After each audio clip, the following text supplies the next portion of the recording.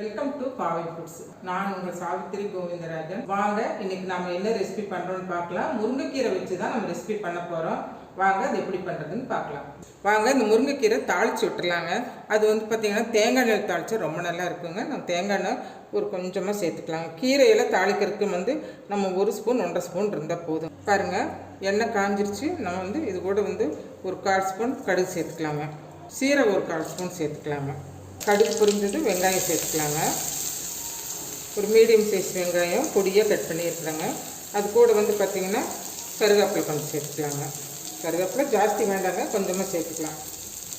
வெங்காயம் இந்த அளவுக்கு வதங்கினா போதுங்க. ப்ரௌன் கலரெல்லாம் ஆக வேண்டியது இல்லைங்க. இந்த அளவுக்கு வதங்கினது ஒரு 50% வதங்கினா போதும். நம்ம இது கூட பார்த்திங்கன்னா முருங்கைக்கீரை எடுத்து க்ளீன் பண்ணி வச்சுருக்கேன். இப்போ முருங்கைக்கீரை இது கூட சேர்த்துக்கலாங்க. இப்போ முருங்கைக்கீரை பார்த்திங்கன்னா நல்லா இந்த மாதிரி கலந்து விட்டுக்கலாங்க. வெங்காயம் கடுகு நம்ம தாளிச்சு விட்ட பொருளில் இதில் நல்லா கோட்டாகிற வரைக்கும் எண்ணெய் எல்லாம் இந்த முருங்கைக்கீரையில் கோட்டாகணுங்க. இப்போ பாருங்கள் நல்லா கலந்து விட்டுட்டு அப்புறம் தான் நம்ம உப்பெல்லாம் சேர்க்கணும். இப்போ உப்பு சேர்க்கக்கூடாது, ஏன்னா கீரை நிறையா இருக்கிற மாதிரி இருக்கும். நம்ம வதக்கும்போது பொசுக்குன்னு பார்த்திங்கன்னா எல்லாம் கம்மியாகிடுங்க. கூட பார்த்திங்கன்னா நம்ம மசாலாவில் சேர்த்துக்கலாங்க. இதில் பாருங்கள் மஞ்சத்தூள் ஒரு 1/4 ஸ்பூன் சேர்த்துக்கலாங்க. காரத்துக்கு தகுந்த மாதிரி மிளகாத்தூள் சேர்த்துக்கலாங்க. நான் சாம்பார் பொடி தான் சேர்க்குறேங்க. சாம்பார் பொடி ஒரு 1/2 ஸ்பூன் சேர்த்து, சின்ன ஸ்பூனில் 1/2 ஸ்பூன் சேர்த்துக்கணும். கீரைக்கெல்லாம் பார்த்துட்டு தான் உப்பு போடணுங்க. எடுத்தது நிறைய போட்டுறக்கூடாதுங்க. இந்த சாம்பார் பொடி மஞ்சள் பொடி எல்லாம் சேர்த்துட்டுங்க நம்ம நல்லா கலந்து விட்டுட்டு கீரை வேகிறதுக்கு கொஞ்சமாக தண்ணி சேர்த்துக்கலாங்க. இப்போ இது ஒரு மூடி போட்டு ஒரு 5 நிமிஷம் வேக விட்டுடலாங்க. அதுக்கப்புறம் நாம் அடிக்கடி இடையில கலந்து விட்டுட்டே இருக்கணுங்க. இப்போ இது மூடி போட்டுடலாங்க. நல்லா தண்ணி வற்றிடுச்சுங்க, கீரையும் வெந்துருச்சுங்க.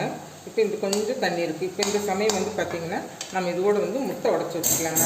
நான் 2 முட்டை எடுத்துருக்குறேங்க. இந்த 2 முட்டை இதில் உடச்சி ஊற்றிடலாங்க.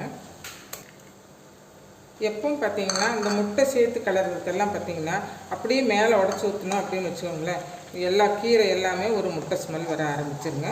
இப்போ நம்ம இந்த மாதிரி போட்டுங்க. நல்லா பொடி பொடி ஆனதுக்கப்புறம் எல்லாம் ஒன்றா சேர்த்து மிக்ஸ் பண்ணிக்கலாங்க. இந்த மாதிரி ஆயிடுச்சுன்னா இப்போ நம்ம எல்லாம் ஒன்றா சேர்த்து கலரிக்கலாங்க. அடுப்பையும் நல்லா ஹையில் வச்சுக்கோங்க. நல்லா ரொம்ப ஹெல்த்தியான ஒரு சைட் டிஷ்ஷும் கொடுங்க. நமக்கு பார்த்திங்கன்னா முருங்கைக்கீரைலாம் இரும்பு சத்து அதிகமாக இருக்குது. முட்டையில் ப்ரோட்டீன் இருக்குது. இப்போ இந்த மாதிரி சத்துக்கள்லாம் இதுக்கு நம்ம ஒன்றா கிடைக்கும்போது நம்ம உடம்புக்கு ரொம்ப நல்லதுங்க. இது நல்லா ஹை ஃப்ளேமில் வச்சு நல்லா கலரணுங்க. இப்போ நம்ம ஸ்டவ் ஆஃப் பண்ணிவிட்டு நம்ம வேறு பிளேட்டுக்கு மாற்றிக்கலாங்க. பாருங்கள், முருங்கைக்கீரையும் முட்டை பொரியலும் ரெடி ஆகிடுச்சுங்க. இது சூப்பரான ஒரு சைட் டிஷ்.